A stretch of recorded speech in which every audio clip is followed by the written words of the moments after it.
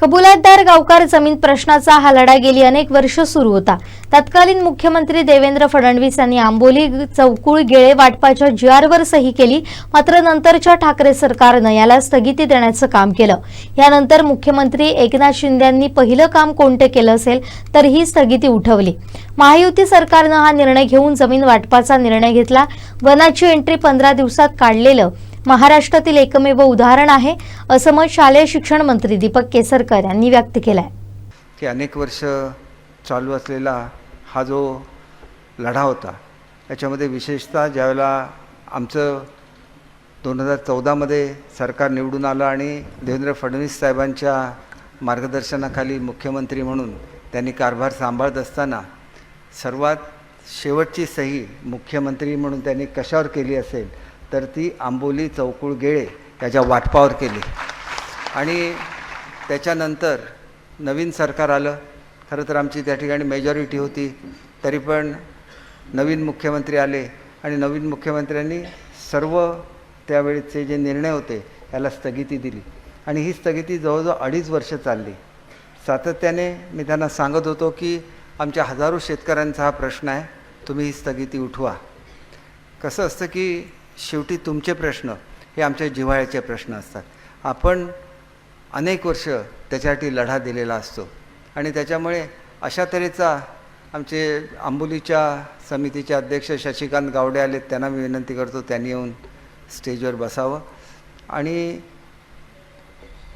त्याच्यामुळे 2.5 वर्ष आणि आपल्याला त्याचं माहिती आहे की त्याच्यानंतर महाराष्ट्रामध्ये मोठा असा उठाव झाला आणि नवीन मुख्यमंत्री आदरणीय एकनाथ शिंदे साहेब हे सत्तेवर आले आणि सत्तेवर आल्यानंतर पहिली गोष्ट काय केलेली असेल तर आंबोली चौकुळ आणि गेळेच्या जमिनीच्या वाटपावर जो स्टे होता तो स्टे ताबडतोब उठवला आणि त्याच्यामुळे त्यावेळेला जे काम केलेलं होतं त्याच्यामध्ये चंद्रकांत दादांची सुद्धा खूप मोठी मदत झालेली होती। आणि दुसरं मला विशेष आभार मानायचे ते आदरणीय विखे पाटील साहेबांचे की ते महसूल मंत्री असताना हा GR हा आपण पुन्हा एकदा निर्णय घेतला आणि आपल्या जमीन वाटपाचा मार्ग मोकळा झाला। तरी पण हे का झालं नाही याचा प्रश्न कदाचित आपल्या मनामध्ये असेल आणि म्हणून मी आपल्याला सांगू इच्छितो की ज्या वेळेला जमिनीच्या वाटपाचा विषय आला त्यावेळेला आंबोली ग्रामस्थ चौकुळचा प्रश्न खरं तर थोडासा मागे अशासाठी राहिला होता की चौकुळचं कबुलायत आणि आंबोली आणि घेळ्याच्या कबुलायतामध्ये थोडासा फरक आहे आणि त्याच्यामुळे त्यांचं म्हणणं होतं की आमचा वेगळ्या तऱ्हेने प्रश्न सोडावा। आमच्याकडे जी पद्धत चालू आहे एकत्र सगळ्यांनी निर्णय घ्यायची ती तशीच चालू राहावी आणि त्याच्यामुळे चौकुळचा निर्णय झालेला होता की चौकुळलासुद्धा वाटावं, परंतु चौकुळच्या ग्रामस्थांना विश्वासात घेऊन त्यांचं वाटप व्हावं असंच त्या GRमध्ये म्हटलेलं आहे। आणि त्याच्यामुळे खरं तर मी इथं आल्यानंतर मला सांगण्यात आलं आंबोलीच्या ग्रामस्थांनी चौकुळच्या, आणि तुम्हीसुद्धा एक गोष्ट कबूल कराल की हे वाटप करत असताना त्यावेळी मी पालकमंत्री होतो, तुमच्या ज्या कमिट्या होत्या यांना पूर्ण स्वातंत्र्य दिलेलं होतं की तुम्ही जी यादी ठरवाल ती फायनल। गेळेने आपली यादी ठरवली, तिथं एकमत होतं, आंबोलीने आपली यादी ठरवली आणि नंतर मग असं म्हणणं होतं की वनाचा प्रश्न सुटल्याशिवाय या जमिनीचं वाटप होऊ नये। आणि त्याच्यामुळे नंतर संदीपजी भेटले, त्याला ते म्हणाले की अगोदर वाटप होऊन दे, परंतु संदीपजी वाटप होण्यापूर्वी महाराष्ट्रातलं रेकॉर्ड आहे की 15 दिवसाच्या आत वनाची एंट्री काढलेलं महाराष्ट्रामध्ये दुसरं कुठलंही उदाहरण नाही। आणि त्याच्यामुळे मला आमच्या जिल्ह्यातल्या सर्व, अर्थात मी मंत्री आहे, मुख्यमंत्री महोदयांनी स्वतः मीटिंग घेतली। मुख्यमंत्री खरं तर एवढ्या छोट्या प्रश्नांसाठी मीटिंग घेत नाहीत, मुख्यमंत्री महोदयांनी स्वतः मीटिंग घेतली, वन खात्याच्या सचिवांना आदेश दिले, त्या ठिकाणी रेव्हेन्यू डिपार्टमेंटच्या सचिवांना आदेश दिले, आमचे पालकमंत्री सातत्याने माझ्याबरोबर होते आणि त्याच्यामुळे वन खात्याचा प्रश्न मला आपल्याला सांगायला आनंद होतो की वन खात्याची 35 सेक्शनची जी एंट्री होती ही आता यापुढे आंबोली चौकुळ गेळे तिन्ही सातबारावर राहणार नाही आणि त्या वनजमिनीसुद्धा तुम्हाला वाटण्यात येईल। एकच गोष्ट मी आपल्याला सांगतो की तुमचा विकास होत असताना हा विकास चिरकाल आणि टिकणारा विकास झाला पाहिजे।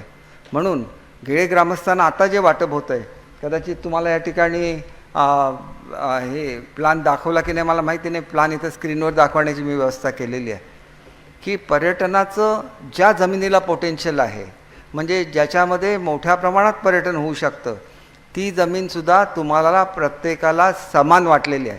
म्हणजे एकाचा विकास झाला आणि एकाचा झाला नाही असं बिलकुल होणार नाही. कुठल्याही परिस्थितीमध्ये आपली सुंदर अशी गावं ही कॉन्क्रीटची जंगल होता कामा नये. आणि त्याच्यामुळे 5-5 रूम्स असलेले टुमदार असे छोटे छोटे पर्यटनाचे प्रकल्प हे तुमच्या सर्वांच्या मालकीचे असतील आणि त्याच्यासाठी आवश्यक तो निधी हा सुद्धा सिंधुरत्नामधून देण्यात येईल हे मी आपल्याला आवर्जून सांगतो. तुमच्यापैकी प्रत्येकजण हा हॉटेलचा मालक झाला पाहिजे. अशाच तऱ्हेची व्यवस्था आंबोलीमध्ये सुद्धा मी केलेली आहे. मेननच्या जमिनीमध्ये ज्या ठिकाणी गोल्फ कोर्स होतो आहे त्या ठिकाणी प्रत्येक वाडीला ही कोऑपरेटिव्ह सोसायटी करून त्या ठिकाणी छोटे छोटे प्रकल्प हे एकत्रित, कारण तिथं 600-650 हे तिथली संख्या आहे, तुमची 250 संख्या आहे. आणि त्याच्यामुळे याच्या व्यतिरिक्त शेतीची जमीन ही सुद्धा तुम्हाला इक्वल वाटून देण्यात आली, समान वाटून देण्यात आलेली आहे. आणि त्याच्याचबरोबर वनाची सुद्धा जी जमीन आहे ती वनाची आता एंट्री गेल्यामुळे त्याचं वाटपसुद्धा समान तुम्हाला होणार आहे. एकच तुम्हाला गोष्ट सांगायची आहे, जी काळजी घ्यायची आहे की वनाची जी जमीन आहे त्याच्यावर आयडेंटिफाईड फॉरेस्ट म्हणजे वनसदृश्य जमीन अशी सुद्धा एंट्री आहे. आणि त्याच्यामुळे त्या जमिनीत मात्र कोणी घर बांधलं तर तो फॉरेस्ट ॲक्टचा भंग ठरेल. त्याच्यामुळे तुम्ही त्याच्यामध्ये शेती करू शकता, त्याच्यामध्ये झाडं लावू शकता आणि जी शेतजमीन म्हणून आपल्याला वाटलेली आहे ती त्याच्यावर आपण घरसुद्धा बांधू शकता, शेतीसुद्धा करू शकता. त्याच्यामुळे पुढच्या काळामध्ये आपण सर्वजण, आंबोलीतले सर्वजण आणि चौकुळचे सुद्धा, चौकुळचा प्रश्न सोडवत असणार मला चौकुळ ग्रामस्थांचं विशेष आभार मानायचं आहे की एक जटिल प्रश्न असा होता की सगळ्या ग्रामस्थांची कशा रीतीने, कारण त्यांना सगळ्यांना एकत्र राहायचं होतं आणि म्हणून तिथं जसं खालच्या गावांमध्ये असतं तसं एकत्र सातबारा करण्याची व्यवस्था केलेली आहे. आणि त्याचे अधिकारसुद्धा तिथल्या 65 लोकांची जी कमिटी आहे त्या कमिटीला हे अधिकार दिलेले आहेत. आणि त्याच्यामुळे जसं चौकुळ गाव पूर्वी चालत होतं तसं एक संघपणे चौकुळ गाव चालेल याची मला खात्री आहे. आणि चौकुळ गावाची जी ख्याती आहे ते चौकुळकर कायम ठेवतील, अशीच ख्याती आंबोलीची सुद्धा आहे.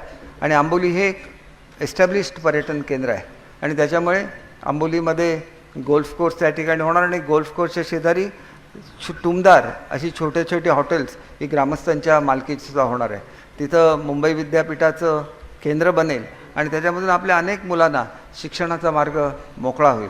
शेवटी अनेक वर्ष या गावांशी जवळचे संबंध 3 पिढ्यांचे आहेत आणि त्याच्यामुळे गैरसमज हे कधीही मनामध्ये येता कामा नये. शेवटी एकामेकाला भेटलं तर ताबडतोब भूमिका समजते. मी आदरणीय पालकमंत्री महोदयांनी सांगितल्यानंतर गेळे ग्रामस्थांना मुंबईला भेटलो आणि त्याच्यानंतर त्यांच्या मनामध्ये सुद्धा जो संशय होता तो दूर झाला. लखमराजेजी, या प्रश्नाशी आपलासुद्धा निकटचा संबंध आहे, कारण राजेसाहेबांनी संस्थान खालसा होण्यापूर्वी आंबोलीची कबुलात त्या ठिकाणी सही केली आणि नंतर ते सामील आपलं स्टेट त्यांनी केलं.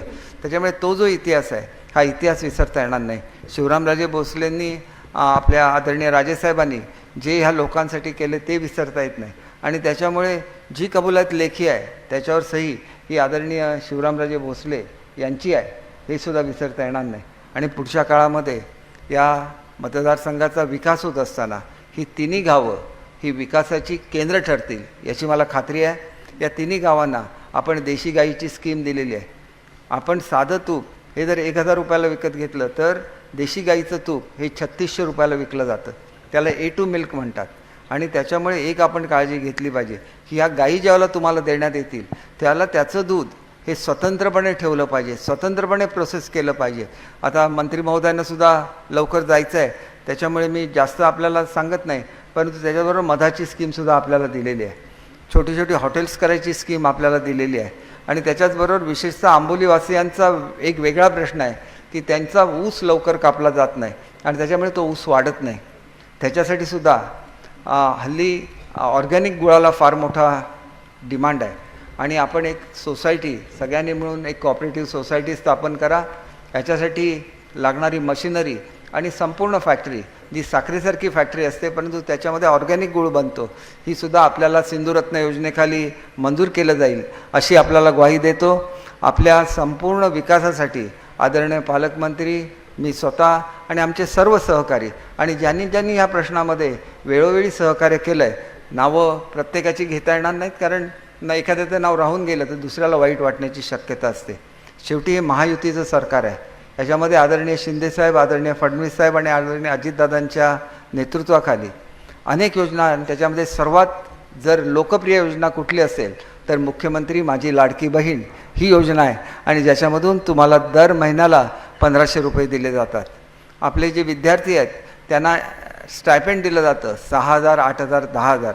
आणि आपल्याला तिन्ही गावातल्या लोकांना सांगायचं आहे की आपल्यामध्ये जी ITI झालेली मुलं आहेत, ज्यांनी हॉटेल मॅनेजमेंटचे कोर्स केलेले आहेत, फिजिओथेरपीचे कोर्स केलेले आहेत, नर्सिंगचे कोर्स केलेले आहेत, त्यांना एक परदेशामध्ये पाठवण्याची योजना ही महाराष्ट्र शासनाने तयार केलेली आहे. तिथल्या भाषेचं शिक्षण हे आमच्या मराठी भाषा विभागातर्फे दिलं जातं. या योजनेचा मी अध्यक्ष आहे आणि ज्या मुलाला 20,000 रुपये पगार हा भारतामध्ये मिळतो, मुंबईमध्ये मिळतो किंवा कोल्हापूरला मिळतो, त्याच मुलाला 3 लाख रुपये पगार हा जर्मनीमध्ये मिळतो. आणि त्याच्यामुळे त्यांचा आमचा करार झालेला आहे. ज्या ज्या मुलांना आपली नावं नोंदवायची असतील त्यांनी अवश्य, त्याच्यामध्ये ड्रायव्हरसुद्धा लागतात, अनेक मुलं लागतात, तुम्ही त्याच्यावर योग्य ती त्या ठिकाणी नाव नोंदवायची व्यवस्था करा.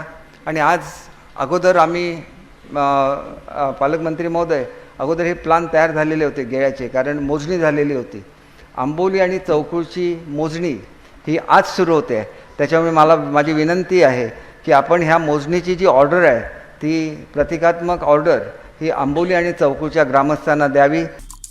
आमचे दिवसभरातले सर्व अपडेट्स, ताज्या घडामोडी आणि थेट लाईव्ह पाहण्यासाठी सबस्क्राईब करा, लाईक करा कोकणचं नंबर 1 महा चॅनल कोकण 7 लाईव्हचं YouTube चॅनल.